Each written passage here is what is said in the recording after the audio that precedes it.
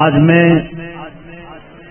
صرف یہ بات عرض کرنا چاہوں گا کہ ہم جس کے بندے ہیں اس کو پہچاننے کے لیے کیا اس نے کچھ نشانیاں بھی رکھی ہیں؟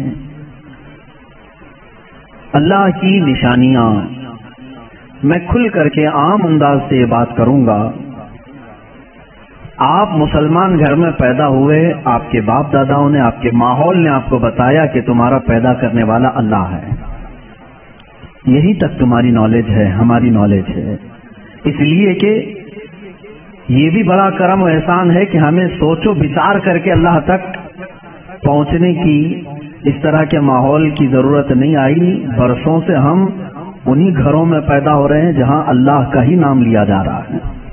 لیکن میں سارے انسانوں کے لیے خطاب کر رہا ہوں، اس روئے زمین پر رہنے والا، چاہے وہ یہودی ہو، عیسائی ہو، ہندو ہو، سکھ ہو، جو بھی ہو، میں سب سے آج یہ بات کہنا چاہوں گا۔ دنیا کا ایک فارمولہ ہے کہ بغیر کسی کے بنائے کوئی چیز نہیں بنتی، خود سے کوئی چیز نہیں بنتی، تو یقیناً ہمیں بھی کسی نے بنایا ہی تو ہے۔ ہم چھوٹی سی چھوٹی چیز کو دیکھتے ہیں، ان کو کوئی بناتا ہے، خود سے کوئی چیز نہیں بنتی۔ سائنس کے اسٹوڈنٹس بھی ہوں گے ہمارے ساتھ، اور جو سائنس کو پڑھتے ہیں ان کی جو تھیوریاں ہیں سائنسدانوں کی، وہ کیا کہتے ہیں، کائنات کیسے وجود میں آ گئی ہیں۔ وہ ملحد ہوں گے جو کہتے ہیں، بے دین لوگ ہوں گے جن کا کوئی دین ہی نہیں، جو کہتے ہیں کہ اچانک دنیا بن گئی اور اچانک ہی ختم ہو جائے گی۔ ایسا کیسے ہوگا؟ ایسا کیسے ہوگا؟ اچانک دنیا بن گئی اور اچانک ختم ہو گئی، کوئی نہیں ہے اس کے آگے پیچھے۔ میرے عزیزوں، جو غور و فکر کرنے والے سائنسدان ہیں وہ بھی اب اس نتیجے پر پہنچے ہیں کہ دنیا میں ایک بہت بڑا دھماکہ ہوا تھا کئی ارب سال پہلے، کئی لاکھ سال پہلے، ان کے اعتبار سے، ان کے علم کے اعتبار سے، جس کو یہ بگ بینگ کہتے ہیں۔ بگ بینگ کیا چیز ہے؟ تو سائنسدان یہ کہتے ہیں کہ کئی سالوں تک اس روئے زمین پر صرف سمندر تھا، اور سمندر میں بھی جو گیس ہوتی تھی وہ سب ہائیڈروجن، اور صرف 99% ہائیڈروجن اور 1% صرف آکسیجن کا یہاں پر وجود تھا، جس کی وجہ سے کوئی دوسرا زندہ رہ نہیں سکتا تھا۔ یہ سائنسدانوں کی تحقیق ہے۔ اس کے بعد پھر انہوں نے یہ کہا کہ ایک دھماکہ ہوا اور سمندر سے، پانی سے ہر چیز بنتی چلی گئی، پانی سے بنتی چلی گئی۔ یہ 21ویں صدی میں بات کی جا رہی ہے، یہ بات 21ویں صدی میں کی جا رہی ہے، اور سائنس کے وجود کی تاریخ میں اگر آپ جائیں گے تو زیادہ سے زیادہ کہ 400 سال پہلے تک کی تاریخ ہوگی۔ 16ویں صدی میں، 17ویں صدی میں، 17ویں سینچری میں سائنس کی کچھ نہ کچھ چیزیں ایجاد ہونے لگی، جس کو آج ہم سائنس کہہ رہے ہیں۔ اور قرآن میں مولا فرماتا ہے وَجَعَلْنَا مِنَ الْمَاءِ كُلَّ شَيْءٍ حَيٍّ، ہم نے ہر چیز کو پانی سے بنایا ہے۔ یہ رب تعالیٰ فرما رہا ہے، جس کا قرآن عظیم گواہی دے رہا ہے۔ قرآن کس زمانے میں اترا وہ بھی آپ کے ذہن میں ہونا چاہیے۔ کس زمانے میں قرآن آیا ہے یہ بھی آپ کے ذہن میں اچھی طرح سے فٹ ہونا چاہیے، تاکہ اب سائنس کی تحقیقات اور اس زمانے کو میچ کر کے دیکھ سکیں آپ۔ قرآن اس زمانے میں آیا ہے جہاں یورپ میں لوگ جانوروں کے ساتھ رہتے تھے۔ امریکہ کا تو انکشاف بھی نہیں ہوا تھا، امریکہ نام کا کوئی ملک ہے یہ پتہ بھی نہیں تھا لوگوں کو۔ جتنی دنیا تھی اس میں سب سے زیادہ تہذیب والا ملک، تمدن والا ملک ایران تھا، عرب تھے، روم تھے، باقی سب تو بچھڑے ہوئے لوگ تھے۔ روم، ایران اور عرب کو اس زمانے میں تہذیب والا کہا جاتا تھا۔ ان کی تہذیب کا عالم یہ تھا کہ جب میرے آقا صلی اللہ تعالی علیہ وسلم مدینہ طیبہ میں تشریف لائے، یہ بہت بڑے تہذیب والوں کی بات میں کر رہا ہوں، یعنی بہت نالج رکھنے والوں کی بات کر رہا ہوں۔ اتنا نالج تھا کہ جب میرے آقا مدینے میں تشریف لائے تو صرف 6 لوگوں کو لکھنا آتا تھا۔ یہ بڑے تمدن والے لوگ تھے، بڑے نالج والے لوگ تھے۔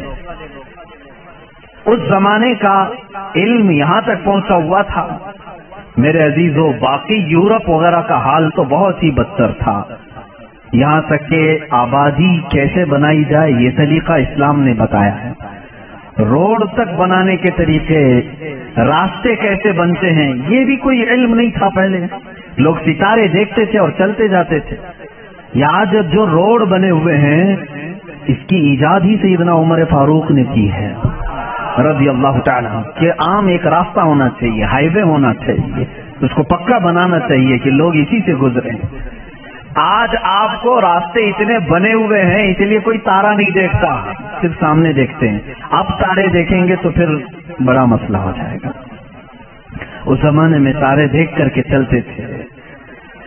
عزیزان گرامی، یورپ کا حال اس زمانے میں یہ تھا کہ نالج نام کی کوئی چیز نہیں تھی. وہ لوگ انت وشواس، جیسے آج بھی ہمارے ہاں کچھ لوگوں میں موجود ہے، اندھا یقین، ان چیزوں پر بہت عمل کرتے تھے. جیسے اپشگن ہو جانا، یہ تمام معاملات میں بہت وہ آگے تھے. حتیٰ کہ بیماریوں کو بھی وہ بیماری نہیں سمجھتے تھے. جیسے آج یورپ جادو ٹونے پر یقین نہیں رکھتا، ہر چیز کو بیماری کہتا ہے. اس زمانے میں ہر بیماری کو وہ جادو سمجھتے تھے، شیطان سمجھتے تھے. بیماری کا ان کو ادراک بھی نہیں تھا. اسلام میں جو فقہا پیدا ہوئے، جو اطباء پیدا ہوئے، جو سائنسدان پیدا ہوئے، انہوں نے بیماری کے متعلق بہت سارے تحقیقات پیش کی. صرف یہ بات میں عرض کرنا چاہوں گا کہ قرآن اس زمانے میں نازل ہوا ہے جب علم کا وجود زیادہ نہیں تھا لوگوں کے پاس، اتنا کہ کوئی اکا دکا لکھنا جانتا تھا. اور کس پر نازل ہوا یہ بھی آپ کے ذہن میں ہونا چاہیے. دو چیزیں دماغ میں رکھیں، اس کے بعد پھر میں قرآن کی آیتیں پڑھتا ہوں. ایک، ماحول ایسا ہے، سائنس کا وجود نہیں، علم کا وجود نہیں، علم نام کی چیز ہی نہیں تھی لوگوں کے پاس. اور جس پر نازل ہوا وہ ایسا رسول ہے جو کسی کا شاگرد بھی نہیں، کوئی استاد نہیں. محمد الرسول اللہ صلی اللہ تعالی علیہ وسلم، ان پر قرآن نازل ہوا. ایسے ماحول میں نازل ہوا جب کوئی علم جاننے والا نہیں تھا. اور جس پر نازل ہوا وہ کسی یونیورسٹی سے پڑھا، کسی کالج سے پڑھا، کسی مدرسے سے پڑھا ہوا رسول نہیں. اس رسول کا معلم اور استاد صرف خالق کائنات ہے. جبرائیل علیہ الصلوۃ والتسلیم کا بھی صرف اتنا کام رہا ہے، جو رب نے حکم دیا اتنا ہی پہنچا دیا. بلکہ بہت ساری قرآن کی باتیں ایسی ہیں جو جبرائیل پہنچا تو گئے لیکن اس کا علم انہیں بھی نہیں دیا گیا، انہیں بھی نہیں دیا گیا. اب یہ دو باتیں کسی کو بھی چیلنج کر کے بتا دینا. تاریخ کی سچائیاں اس بات کا انکار نہیں کر سکتی. اپنے تو اپنے غیروں نے بھی حضور کی تاریخ لکھی ہے اور سبوں نے اقرار کیا ہے کہ محمد صلی اللہ علیہ وسلم ایک ایسے پروفٹ ہیں جو پوری زندگی بھر کسی استاد کے پاس گئے نہیں، کسی استاد کے پاس گئے نہیں. اور یہ بھی حکمت ہے میرے مولا کی، اسی لیے ہم اس رسول کو النبی الامی کہتے ہیں. امی کا مطلب کچھ بیوقوف لوگ آج کے زمانے کے جو بدعقیدہ ہیں وہ ان پڑھ کرتے ہیں. رسول ان پڑھ تھے، معاذ اللہ. بیوقوف ہو تمہیں معلوم نہیں، امی کا مطلب ہوتا ہے کسی سے پڑھا ہوا نہیں. ان پڑھ میں اور کسی سے نہ پڑھا ہوا ہونے میں بہت بڑا فرق ہے. یہ دو باتیں ذہن میں رکھو. قرآن کس ماحول میں نازل ہوا اور جس پر نازل ہوا وہ کسی کا شاگرد نہیں. اب اس کی باتیں جب ہم بیان کرتے ہیں سائنسدانوں کی آنکھیں پھٹی کی پھٹی رہ جاتی ہیں. وہ قرآن بیان کر رہا ہے ان فی خلق السماوات والارض لآیات لأولی الالباب، بے شک یہ زمین کی پیدائش میں، آسمانوں کی پیدائش میں بڑی میری نشانیاں ہیں. اللہ فرما رہا ہے رات کو ہم زائل کرتے ہیں، اسی سے دن نکالتے ہیں. قرآن یہ کہہ رہا ہے وجعلنا من السماء، آسمان سے اللہ تبارک و تعالیٰ نے یہ وجعلنا السماء سقفا محفوظا، قرآن کہتا ہے ہم نے آسمان کو ایک محفوظ چھت بنایا ہے. قرآن یہ کہہ رہا ہے آسمان اور زمین ملے ہوئے تھے، ہم نے دونوں کو پھاڑ کر کے الگ کر دیا اور دونوں کے منہ کھول دیا.